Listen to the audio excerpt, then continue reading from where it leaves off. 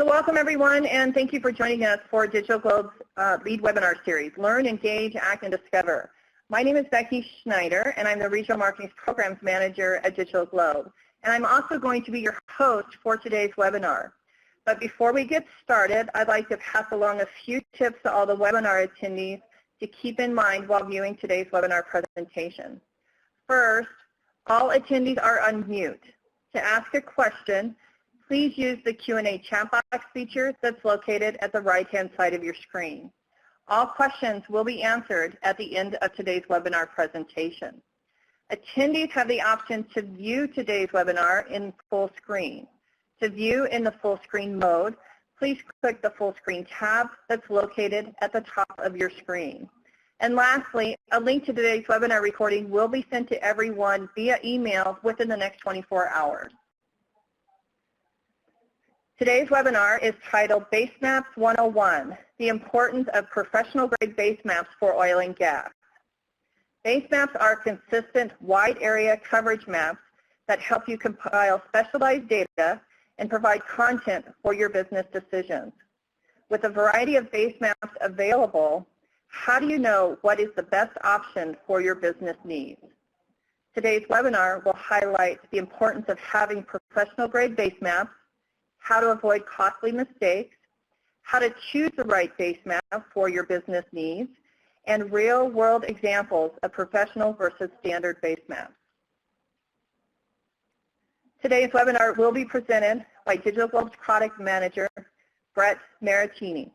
Brett focuses on imagery and basemap content for commercial verticals and has spent 5 years in the energy sector as Technical Operations Manager for Spatial On Demand, and is now the Operations Manager for Digital Globe Basemaps API. This is a developer-facing API which provides access to our industry's standard high-resolution imagery and color-balanced mosaics in web mapping applications. So without further ado, I would like to welcome Brett, and let's begin today's webinar. Thanks, Becky. Thank you all for joining. Good morning, good afternoon, good evening, wherever you are around the world. We know in oil and gas it's a 24-hour business with people all over the world, so thanks for joining us.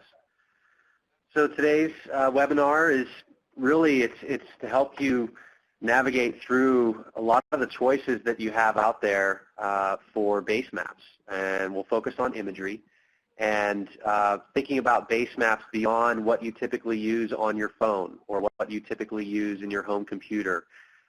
Thinking about applying basemaps to your business needs so that you can save money in the long run, and that's what we all want to do, and especially in today's oil and gas market with the U.S. oil at $38 a barrel. So when you're navigating through and you're working on a project, maybe you take on a new resource, or you have a new field of exploration, or you actually want to get a new updated view of the current patch that you're working in. You want to identify the right base map for what you're doing. Consider it an asset to carry through the entire project life cycle. In this case, you want to find a recent base map of your project area. It should be easy to find. I mean, there's so many choices out there, right? But what you start to notice is that there are indeed a lot of choices out there. And you can be spending a lot of your time navigating through, identifying what type of imagery it is, what type of base map they offer, what type of accuracy or non-accuracy they have. And it can certainly become a little bit confusing and a little bit time-consuming as well. It's what we call Basemap Overload. It's a great thing in the geospatial industry. Yeah, everyone's got base maps, everyone has their different view of the world. But for what you're doing in oil and gas, you need to get the answers quick, and it needs to be accurate. So which base map is really going to be best for your needs? You're looking for a base map of your project area, and it's got to be recent. Or you just need to know what's on the ground. You have assets that you're keeping track of, and you also want to know what your competitors are doing. What's the guy down the road in the same city you're in with their assets? How many wells do they have? You're conducting a field survey and you need a baseline to start from. Or you're doing an engineering study for routing pipelines. At the end of the project life cycle, you may even have to mitigate potential impacts. So as Becky mentioned earlier, Basemaps, they're consistent wide area coverage themes. They're going to establish context on your maps and tell you what's going on the ground. Essentially, Basemaps are there to help you save money by not having to put boots on the ground every time you want to go identify and explore somewhere. There's imagery-based maps. There's terrain-based maps. Reference-based maps. You got the hybrid-based maps. These are the imagery with the streets burned into them.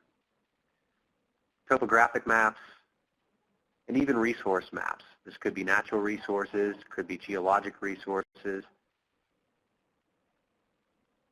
But today, we're really going to focus on imagery because the imagery is going to tell you what's on the ground, what's happening now. And it really is the most important base map for your business decisions.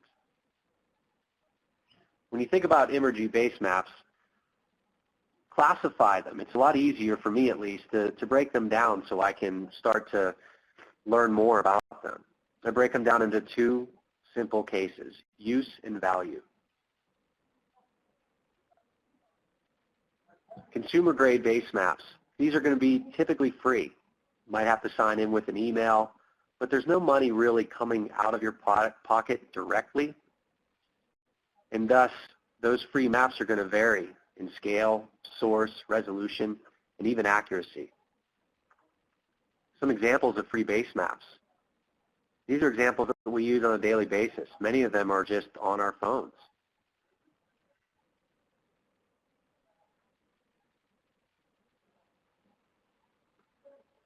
Consumer-grade base maps are also distributed typically without any additional metadata or warranty to the accuracy of the imagery. Professional-grade base maps are typically high resolution, and they also have high accuracy.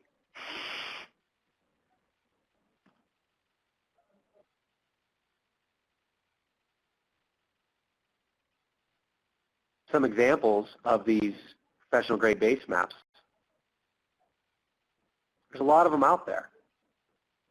But these professional-grade base maps are going to provide warranty and metadata for precision purposes. You know exactly when that image was taken. You know what the accuracy is of that image. Is your well point from your vector database going to line up with the image? And if it is off, you know you can compare the accuracy of the image that was taken, which is specified in these professional-grade base maps, and compare it against the accuracy of the GPS or the recording of the well point that was taken out in the field. That's something you can't do with free consumer-grade base maps. Out of all the professional-grade base maps, only 2 of them will provide full global coverage of the Earth. And out of these 2, only 1 is going to provide global coverage of the Earth, including imagery resolution that's better than 1 meter. That's sub-meter imagery. But which do I really need? And this is a question you're asking yourself. Well, do I need consumer? Do I want to pay money for a professional? It's going to depend on your use cases, honestly. It's going to be a combination of both. The consumer-grade base maps are going to provide a quick look at the ground conditions, and they can be used to characterize initial business decisions.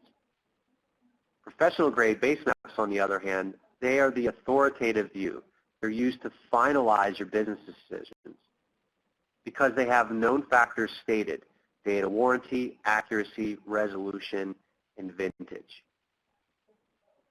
Why is that important? In the consumer-grade realm of maps, they're aesthetically pleasing, but you don't have any control over the update. Good luck sending an email into ESRI or Google or anybody else out there that provides free base maps and ask them to update a specific area for you. The coordinate reference system support is only going to be Web Mercator or WGS84. So if you're working in State Plain North, Pennsylvania, NAD 27, you're going to have troubles making sure that the imagery is going to align if you do not apply the correct transformation, which means you have to spend extra time making sure that imagery lines up. There is a lack of metadata and in-application metadata, meaning I'm working in Petrel, or I'm working in IHS Kingdom, or I'm working in Petra. I have no idea to find out what the imagery of this, when the imagery of this base map was taken. So I have to go into a whole other application, zoom into the same area, and click on it in Google Earth to find out when that imagery was taken. And most importantly, there's unspecified accuracy and precision. You don't know how accurate, how it was lined up, how it was fit to the Earth. Professional grade base maps, they also can be aesthetically pleasing. They're predictable and they're documented updates. There is rigorous coordinate reference system support for in-application delivery. So what that means is if I am working in Pulkovo 1942, Gauss-Kruger, I can get my imagery delivered to me in Pulkovo 1942, Gauss-Kruger. I don't have to spend extra time working with my geodesist to help me get my imagery to line up. Professional grade base maps from the vendors, they're going to provide complete metadata and in-application support of that metadata. It might be an additional layer you can turn on, or a web feature service call that you can get a polygon of what you're looking at and get the metadata. You do get imagery and context at high resolution scales. Global coverage of the Earth, remember that. There's known specified documented accuracy and precision parameters. These are there in front of you. These are things you can take to court, especially in terms of the devolution of an asset or gaining of an asset. But if you're using certain services online, or if you're using imagery from vendors who also have imagery on your phone, why would you want to pay for it? The key here is currency. Free imagery is free, but are you willing to base high-value business decisions on free imagery? Much of the time, it's free because it's old imagery. There are a lot of vendors out there that are well known and they have great satellite imagery. And a lot of that satellite imagery does indeed come from Digital Globe. But it is 2 years, 3 years, 4 years old. We made that data available to them. We still have the newest imagery. While both ESRI Online and Google Maps are free, they're not always the latest imagery. Be 1, 2, 5, even Terracolor is the only imagery they have in some regions of the world, and that's 15 years old at 15-meter resolution. Here's some examples. Midland, Texas, Google Maps. The image date over this area that Google has, the best available date, is April 7th, 2013. In ArcGIS Online, this is NAPE imagery from 2011. In Digital Globe, the imagery is April 21st, 2015. 2 years difference, you can see that much has changed on the ground in this particular area in the Permian. Here's another example. In Iraq, Google Maps, the best available date, 2005, 10 years old. ArcGIS Online has imagery from 2010. It's hard to see, but it's a very cloudy image. And Digital Globe over the same area. While it may be 2 years old, it still is 10 years older than the next clearest view. And comparing the difference.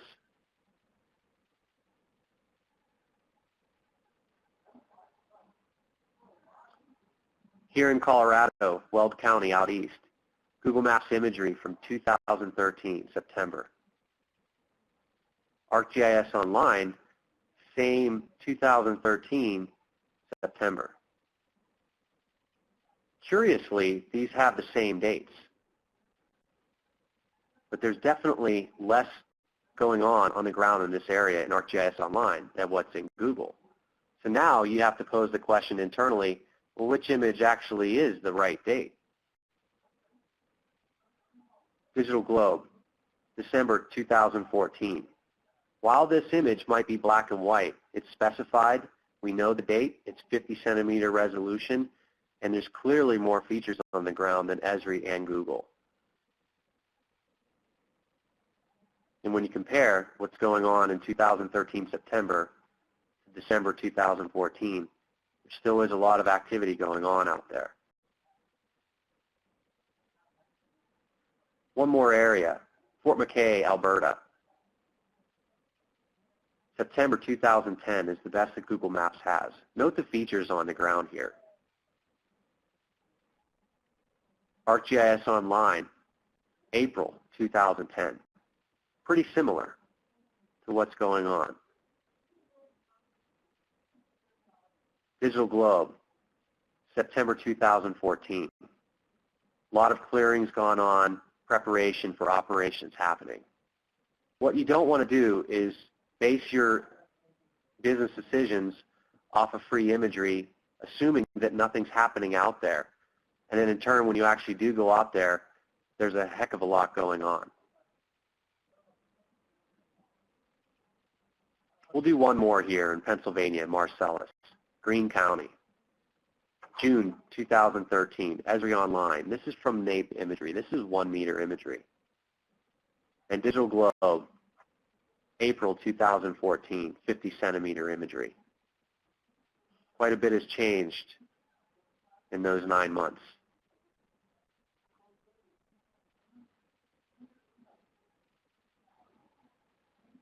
One final one here. Up in British Columbia, 2005. This is the example of that Terracolor imagery. So if you're in the U.S. and working in areas around the metros, say Dallas, you might find better resolution and newer imagery from Google. But if you're working out in the sticks, so to speak, and you're up in areas like in northern BC where there isn't a metro for possibly 400 miles, you're going to be dealing with Terracolor imagery collected in 2005. That's 15 meter imagery. 1999, excuse me, that's actually 2005. That is not Terracolor imagery. I take that back from Google Maps, but it still is 10 years old. This example from ESRI Online is Terracolor imagery. This is the 15 meter imagery from 1999. This is the best available. In Digital Globe, 2013, new road put in, new pads, much clearing, all over this same area. Again, you don't want to base your business decisions on imagery that may be free, but at the same time, it's not telling you what's really going on out there. Turn around, you're going to have to come back to the office and make some major adjustments knowing that actually there is development out there. This is important if you're thinking about acquiring an asset, understanding what's on the ground at the time of acquisition or right before. That's legally defensible. It's also legally defensible in the case where you're ready to devolve an asset and you want to know and you want legally defensible information of what is on the ground when you sold it, so that the potential buyer can't come back months later and say that actually you left it in a different state. You can prove it through legally defensible professional grade imagery. Accuracy is another reason why you want to pay for imagery or consider paying for it. How accurate do you need it to be? ArcGIS Online accuracy is going to vary according to the source of the imagery it came from. This is typically passed through. There is Digital Globe imagery in ArcGIS Online, so the accuracy from Digital Globe imagery, where available, is passed through. But no metadata is given for any specific scene or location. The only thing you know is vintage. You don't know what sensor it came from. In Google, there is no stated accuracy. There is no description. Source accuracy, even though Google also does have professional grade imagery in it in some areas that could be 2, 3, 4 years old, Google in fact states that the imagery is not to be used for precision purposes. This is imagery for your phone. This is imagery for finding a restaurant. Free data is free because it doesn't have to be accurate or at least state the accuracy. It just has to look good. That's why we consider it consumer grade. Here's another thing to consider, privacy. Does it matter if your imagery provider knows where you look? When you're using Google Maps API, Google Maps Imagery, Google Earth, you're logged in on your account, map view locations, usage, how often, where you're looking, more views equals more priority. IP addresses, who within the organization is looking or what organizations are looking. Compatibility. Free data in your most valuable applications is difficult, or as I'm sure you've already found, not possible. So let's look at some common applications used in the oil and gas patch.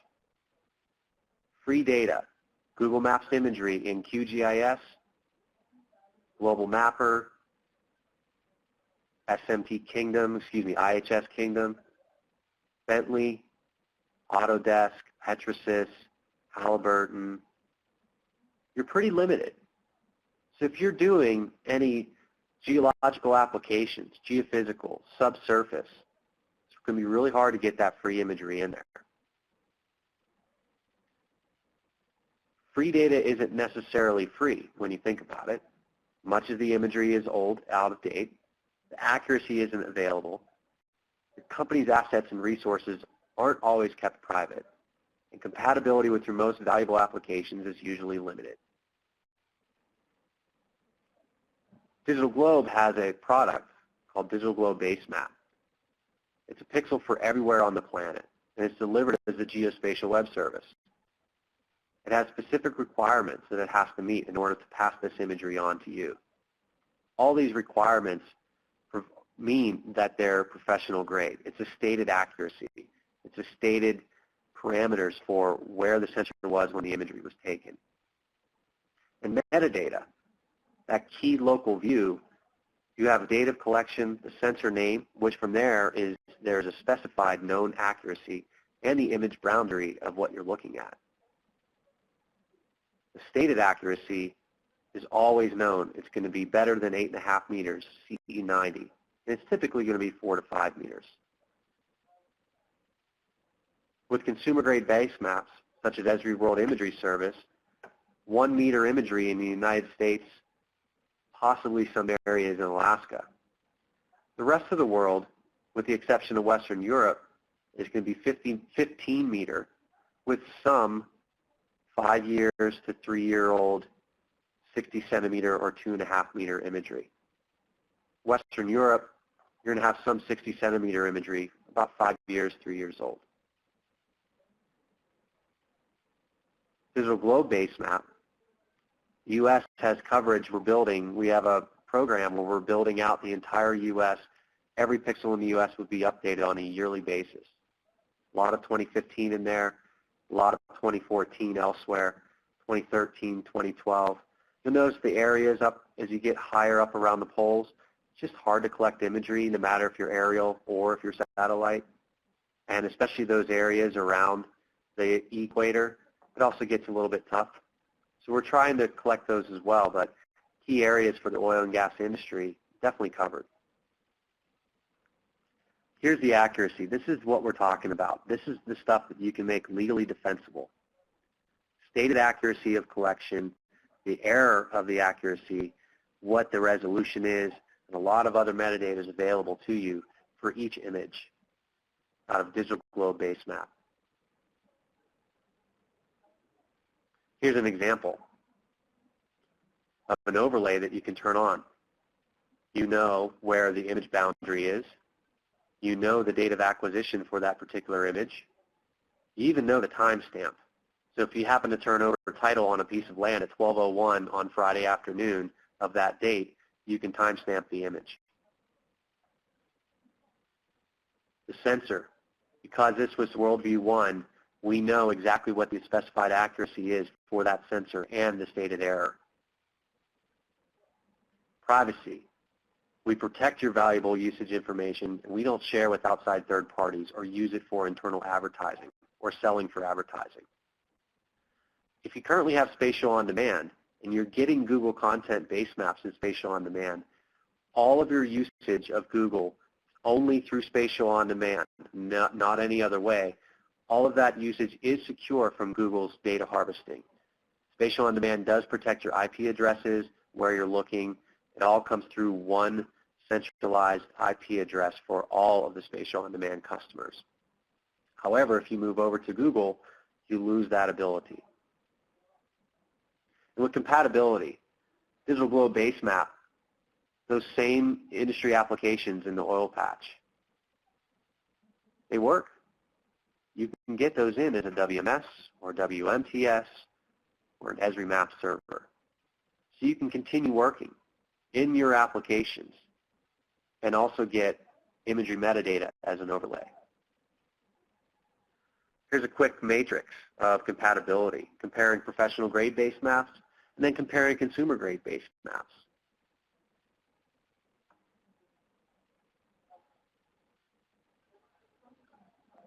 All right, so which base map is really best for your needs?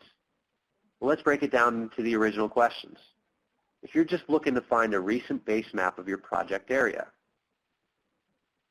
you could go with either consumer grade and professional grade. Why is that? Well, it's going to depend on the geography of your area. If you're working in areas that are near metros, if you're working around Dallas or Oklahoma City or elsewhere that there's a metro nearby, you can get away with consumer grade imagery because most likely those metros were collected. But in rural areas, these are the areas that are out where there aren't any people around, but there are resources in the ground. These are ones where you're going to want to consider looking at professional grade imagery options. And the second condition here is if you just need to find a recent base map of your project area and there is business value, what type of business value do you have? Is there a high business value? You'll want to consider investing in professional grade base maps up front. You can spend thousands and thousands of dollars, if not millions of dollars, on seismic studies. Why not capture an image or a set of images of your project or resource and use it as an asset all the way through the life cycle? If it doesn't have high business value, you can get away with consumer grade because you're just getting a quick characterization. But if you're unsure, especially if you're unsure about the resource where it could be a home run or it could not be, we recommend going with professional grade. You just need to see what's on the ground. There's no business decision with this. Definitely go with consumer grade. Because if there aren't any decisions being made based on these ground conditions, professional grade base map, honestly, is going to be overkill. And in this case, you're not going to have future plans or mapping, and there's no dependencies on accuracy of information. If these are the cases, you don't need accuracy, there's no business decision being made, you can rely on your phone. Go with consumer grade. What if you need to know where your assets are?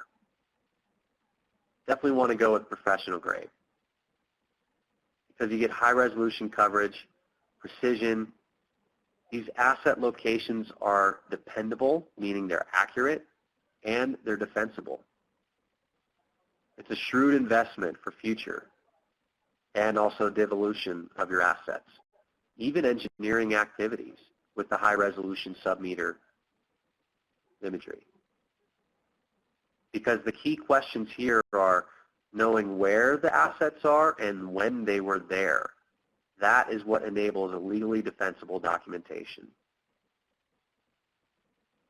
Common in the oil and gas industry, you know that you've got one eye on your resource and you got one eye on what your competitors are doing. You definitely want to use professional grade base map. That high resolution imagery, you're going to ensure an accurate estimation of competitive activities. You can see the wellheads. You can see the new rows that were put in. You know when they were put in.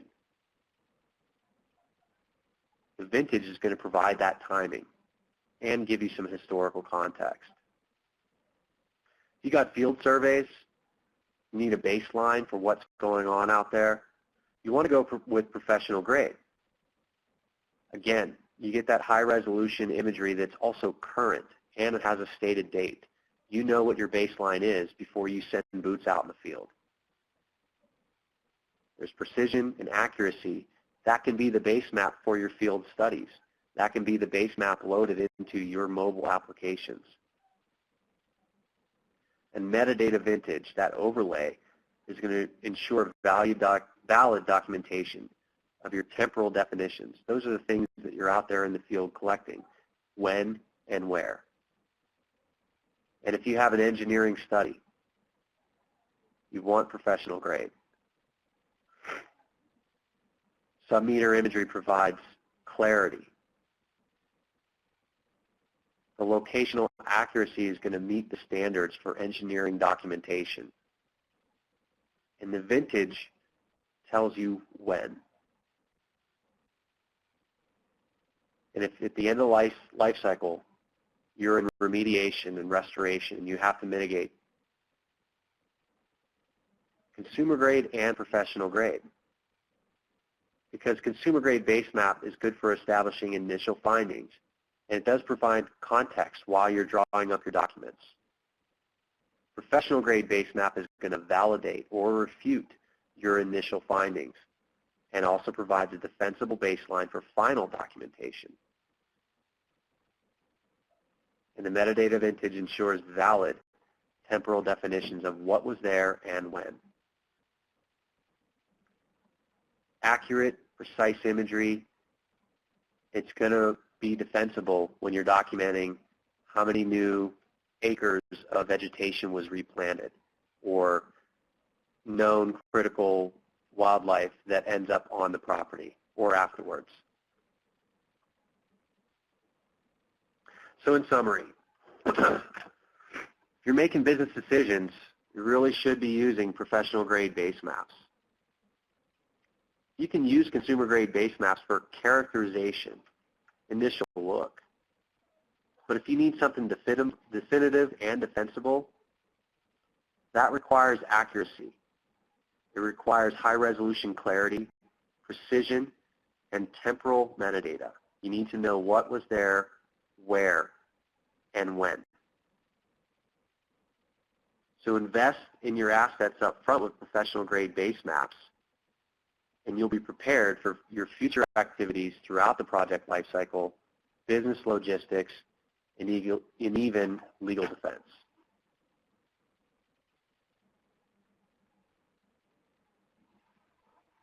Thank you. So thank you, Brett, for your very informative presentation. At this time, we're now going to open up the Q&A portion for today's webinar. If you have a question for Brett, please type that question into the Q&A chat box feature, and we'll answer them in the order that they're received. So thank you again, Brett, for your wonderful presentation. We had some questions come in while you were presenting, and that first question is, a listener stated that they were seeing a few black and white imagery scenes in your presentation, and what they're wanting to know is, are those old images? Oh, great question. Thank you, Becky, and thank you all for attending. Yeah, the black and white imagery, especially in the United States, it has a stigma because we all associate it with DOQQs that were collected in the 1990s, and those are all black and white 1 meter images. And the difference with what we're showing there is that those images are 50 centimeter resolution panchromatic images that were collected as recently as last week from our WorldView 1 sensor. It has a known accuracy. It's essentially 1.5 foot resolution. And while it is black and white, it may not be the prettiest that you'd want to use trying to find a restaurant. It will tell you what's on the ground and when. And the reason why we do have a few of those scenes is because that sensor has a lot of room right now, and we want to keep collecting images of the Earth so that you have the most recent imagery for your legal definitions. When you're in a court of law trying to defend the acquisition or devolution of an asset, color versus black and white doesn't matter. What matters is accuracy and currency. But great question. It's definitely one to consider that may not be the best one to use in your web map that accounting is using or for internal executive views, but you need to know what's happening on the ground at that time. Those black and white images, they're definitely useful and definitely relevant. Thank you. Another question that came in is recently this listener had heard that Google and ESRI have a partnership and that they'll be able to see Google Imagery and ESRI applications. So the listener would like to know, why would they want to use Digital Globe Basemap instead of this ESRI application? And it doesn't seem like it's needed when Google's included now. Yeah, that's another great question. Yeah, there's definitely a partnership going on between ESRI and Google. They had faded away a few years ago, and now they're back together, so to speak. The one thing that we want to reiterate here with that partnership is that it is set up for vector data sets. So it is not for Google Basemap imagery. And I think what happens is it's big, the announcement is more about ESRI and Google than it is what you actually get from it as a user. So what that means is the partnership is that if you have data, vector data in Google Maps engine or Google Earth engine, ESRI is going to allow you to migrate that vector data over to ArcGIS server. However, you will not be able to see any Google Basemap imagery, hybrid, terrain, or street map data. That's not included in the partnership, and Google definitely has no plans to make that available outside of the Google ecosystem. So let me reiterate that one more time. The partnership is to share and allow your vector data to be used in ArcGIS server, but in none of the ESRI products, nowhere in the ESRI ecosystem, including ArcGIS Online, will there be, nor is there allowed to be, Google Maps imagery, terrain, hybrid, and street map base maps available. That goes against Google's license terms. Your next question that came in, and it may be something that you may have to take offline with this listener, is they'd like to know what's the resolution that's available for Southwest Pennsylvania? Okay, yeah, that's a good one. I grew up in Southwest Pennsylvania. The resolution for Google right now, or excuse me, for Digital Globe right now is going to be 50 centimeter color imagery from our WorldView 2 sensor. It will also be 50 centimeter panchromatic imagery from our WorldView 1 sensor. And we also are building out a library through our new WorldView 3 sensor, which also does have 30 centimeter resolution. That may be spotty in Southwest Pennsylvania, but it will over time keep building in. Especially as you get closer to the Pittsburgh area, you'll definitely see a little bit more of that 30 centimeter imagery. Okay, moving on. Another question that came in from a listener is they'd like to know, they said that they use the ESRI Portal within their company. Can Digital Globe Basemap be added as a content layer to this portal?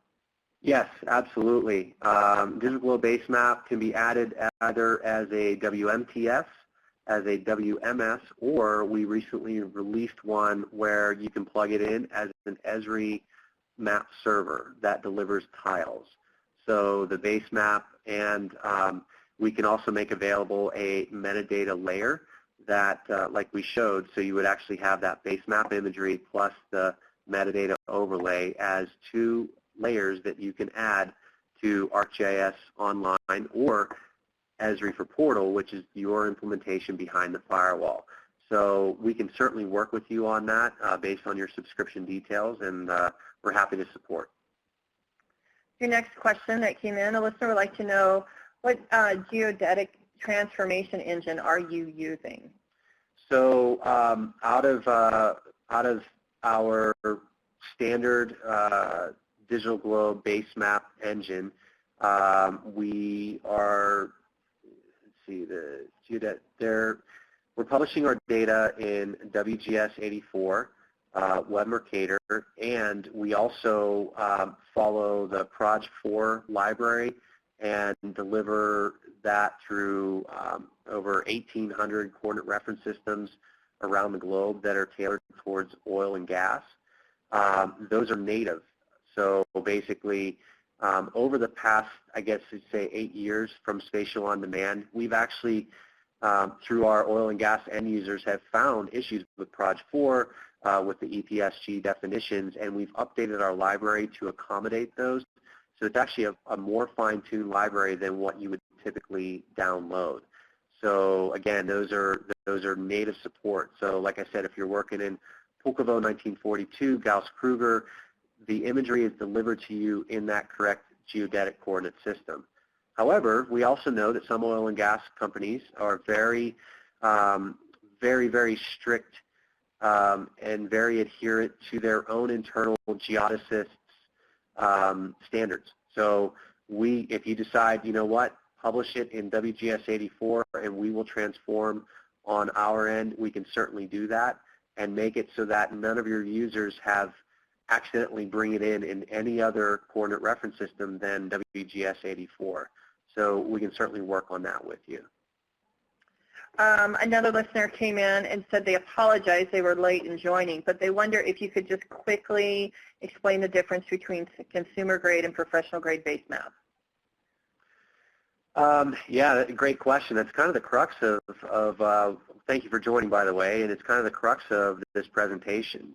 Consumer grade base maps are, again, they're really great for finding, it's not a belittling statement, but it's truth. They're great for finding restaurants and planning your day and routing on a road trip and things like that.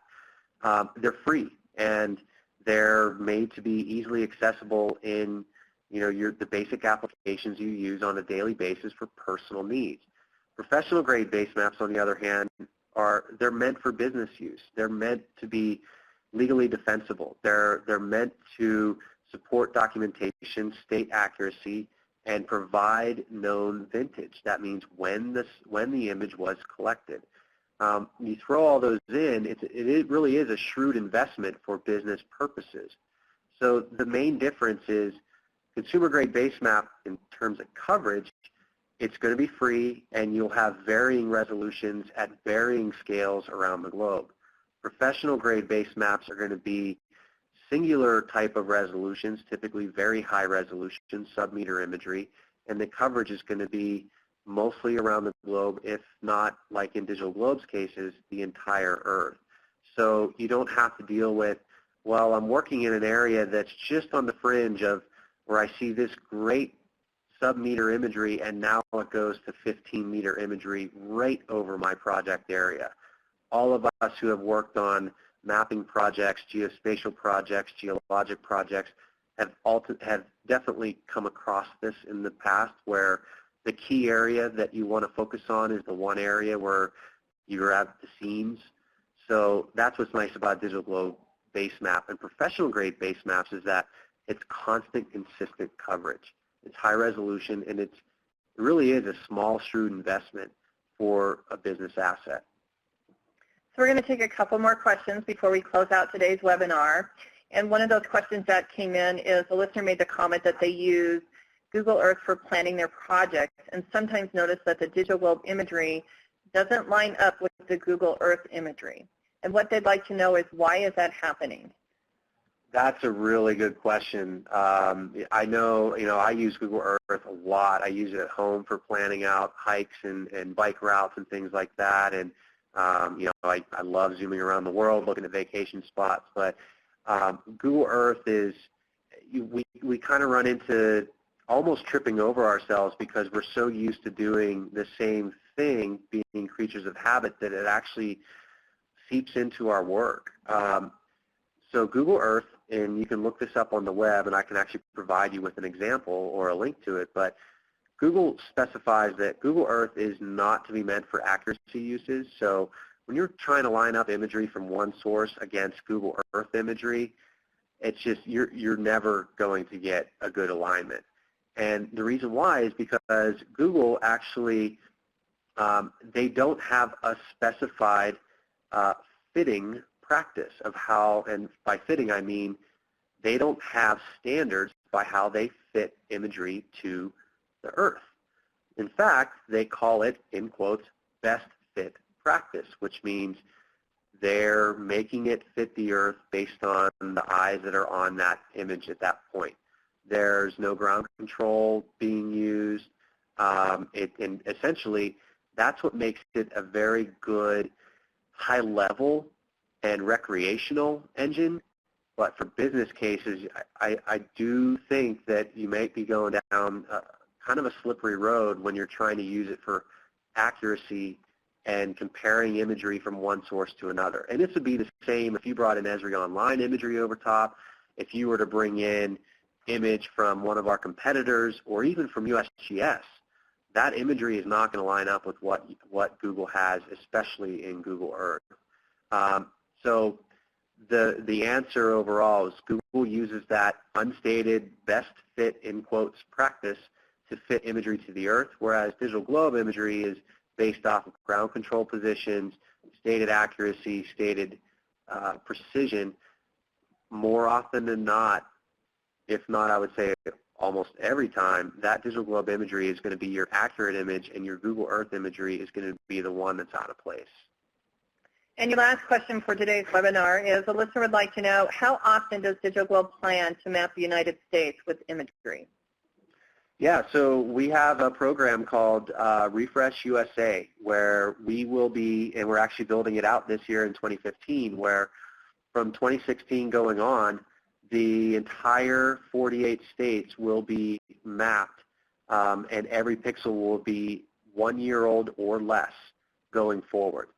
So that'll basically be a new update of the entire 48 states with a new pixel for everywhere in the 48 states each year. So, and that will be both 50 centimeter and there'll be 30 centimeter imagery in there as well. So keep checking back, because US, next year we'll start updating again the areas we've updated this year. So that's going to wrap up the Q&A portion for today's webinar. I'd like to thank Brett again for his very informative webinar presentation. If you would like more information or if you have additional questions, I encourage you to reach out to Brett directly. I have listed Brett's email address on the slide. Thank you, Becky. That's going to conclude today's webinar. I thank everyone for attending, and we hope to see you at future events.